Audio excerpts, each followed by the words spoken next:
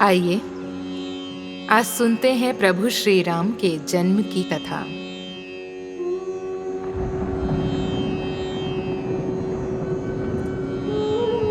प्रभु श्री राम का जन्म अयोध्या के महाराजा दशरथ के यहाँ हुआ। एक दिन उन्होंने पुत्र प्राप्ति के लिए यज्ञ का आयोजन किया। इस यज्ञ के लिए राजा दशरथ ने अपनी चतुरंगिणी सेना को काले कान वाले घोड़े को छोड़ने का आदेश भेजा। उनकी यही इच्छा थी कि इस महान यज्ञ में वो हर किसी को सम्मिलित करें। इसीलिए राजा ने सभी ऋषि मुनियों, विद्वानों, पंडितों, मित्रों को आमंत्रण भेजा। निर्धारित दिन पर महाराज दशरथ अपने सभी मित्र, परिवार, गुरु वशिष्ठ, रंग ऋषि व अन्य विद्वानों के साथ यज्ञ मंडप में पहुंच गए। विधिवत रूप से यज्ञ प्रारंभ हो गया। मंत्रोच्चारण और पाठ जैसे सभी विधि विधान के साथ कुछ ही घंटों में यज्ञ संपन्न हुआ। उसके पश्चात राजा दशरथ ने फिर सभी ब्राह्मणों, विद्वानों व अतिथियों को उपहार में धन और गाय आदि देकर आदरपूर्वक वहां से विदा किया। उस दिन यज्ञ में प्रसाद के रूप में खीर बनाई गई।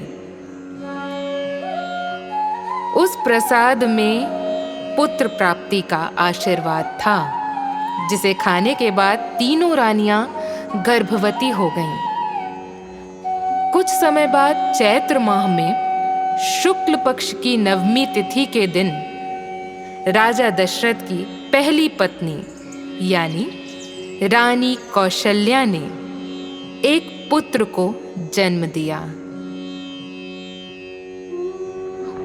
उस बच्चे के चेहरे पे इतनी रौनक थी कि हर कोई देखकर ये बात समझ जाता था कि भाई ये कोई साधारण बालक नहीं है, ये कोई महान आत्मा ही है।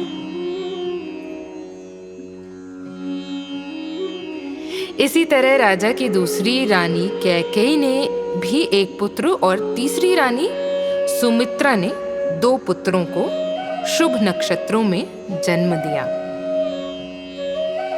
राजा दशरथ का महल और नगर 4 पुत्रों के जन्म से खिलखिला उठा। हर तरफ आनंद और उत्साह का वातावरण था। पूरी प्रजा प्रसन्नता से गा रही थी, झूम रही थी। इस प्रसन्नता को देखकर देवता भी फूलों की वर्षा करने लगे। इस उत्साह में सम्मिलित होने के लिए कई ब्राह्मण पहुंचे, राजा पहुंचे। राजा दशरथ के बेटों को आशीर्वाद दिया। हर्ष से, प्रसन्नता से झूम रहे राजा दशरथ ने ब्राह्मणों को बहुत सारा दान दिया। प्रसन्नता इतनी थी कि उनको लग रहा था सब कुछ लुटा दूं। उन्होंने दरबारियों में, प्रजा में भी धन, रत्न, आभूषण बंटवा दिए। पूरी अयोध्या नगरी सज उठी। लोग आनंदमयी हो गए, नाचने लगे, गाने लगे। अयोध्या का पूरा परिवेश प्रसन्नता से भर गया। समय आने पर सबकी उपस्थिति में चारों बालकों का नामकरण संस्कार महर्षि वशिष्ठ द्वारा किया गया।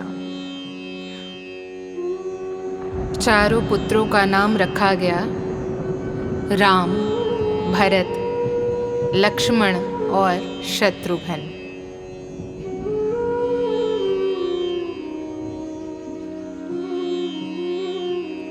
समय बीतता गया और धीरे धीरे ये चारों बालक बड़े हुए।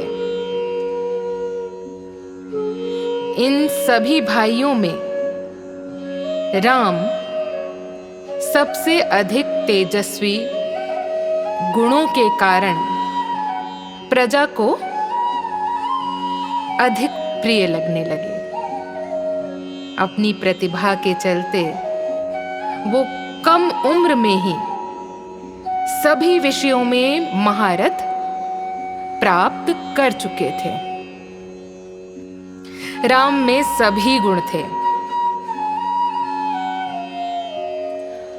चाहे शास्त्र हो या शस्त्र विद्या, हाथी घोड़े चलाने की विद्या, हर चीज में सर्वश्रेष्ठ थे। साथ ही वो अपने माता पिता व गुरुओं का भी खूब सम्मान करते थे। उनके गुणों के कारण बाकी के 3 भाई भरत, लक्ष्मण और शत्रुघ्न भी उनसे बहुत अत्यधिक प्रेम करते थे और बहुत कुछ सीखते थे। जब भी महाराज अपने चारों पुत्र को एक साथ देखते तो उनका मन आनंद से भर उठता था। राम के गुणों के कारण उन्हें श्री राम और भगवान राम तक कहा जाने लगा। आगे चलकर राम के जीवन पर 2 पवित्र ग्रंथ लिखे गए, रामायण और रामचरितमानस। उसी रामायण से रामचरितमानस में श्री राम जन्म पे कुछ पंक्तियां हैं। आइए सुनते हैं। भय प्रगट कृपाला, दीन दयाला, कौसल्या हितकारी, हर्षित महतारी, मुनि मनहारी, अद्भुत रूप विचारी। भय प्रगट कृपाला, दीन दयाला, कौसल्या हितकारी, हर्षित महतारी, मुनि मनहारी, अद्भुत रूप विचारी। लोचन अभिरामा, तनु घन श्यामा, निज आयुध भुजचारी, भूषण बनमाला, नयन बेसाला, शोभा सिंधु खरारी। कहे दुई कर जोरी, स्तुति तोरी, केहि विधि करूं अनंता। माया गुण ज्ञाना, तीत अमाना, वेद पुराण भनंता। करुणा सुख सागर, सब गुण आगर, जेहि गावहि श्रुति संता। सो मम हित लागी, जन अनुरागी, भयउ प्रगट श्रीकंता।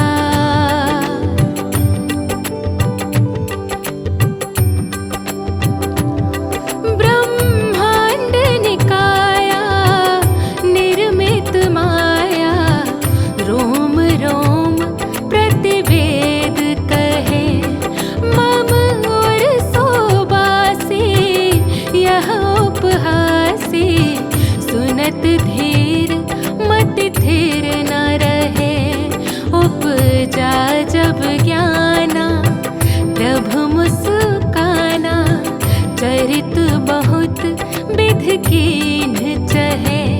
कही कथा सुहाई, मातु बुझाई, जेहि प्रकार सुत प्रेम लहे।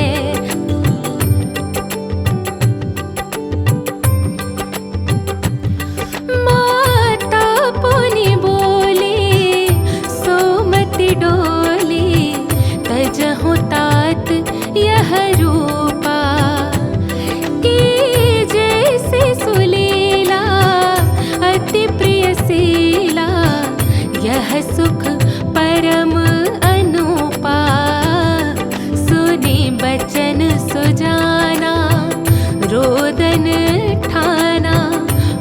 बालक सुर भूपा, यह चरित जे गावहि हरि पद पावहि, ते न परहि